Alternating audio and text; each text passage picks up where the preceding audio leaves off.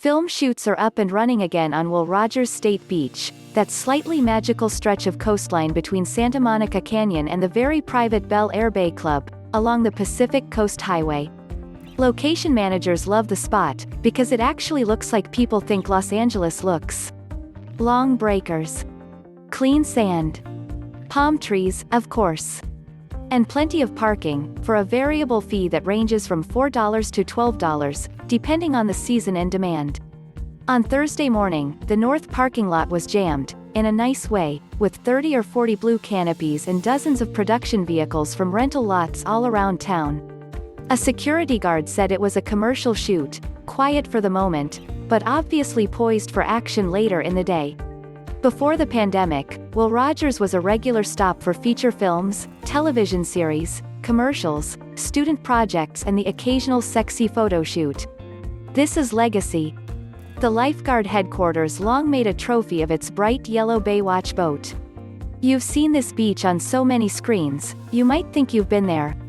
Actually, you probably have been there, as it's a refuge for locals, tourists and a county-wide crowd of visitors who come looking for a break from the traffic, density, and worrisome blight that, as we all know, define how Los Angeles really does look. Even Harry Perry, the roller skating Sikh from battered Venice, runs on the bike path up this way. All of which could soon get a lot more complicated.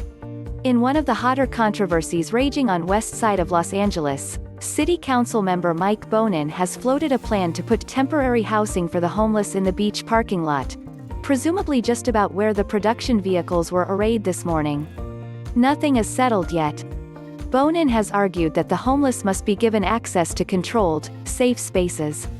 Many of those who know and love the Will Rogers Beach have asked why one of those spaces should be the prettiest, freshest public place on the Los Angeles coast. Without getting too deeply into the argument, I can only point out that the 12 prohibitions posted on every lifeguard station, no drinking, no camping, no dogs, no fires, would be history if a couple hundred temporary shelters were moved onto the lot. So would much of the filming.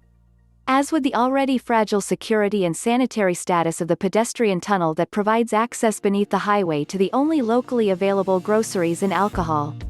Paradise would indeed be lost. It's useless to wonder what Will Rogers' widow Betty would have said about the plan.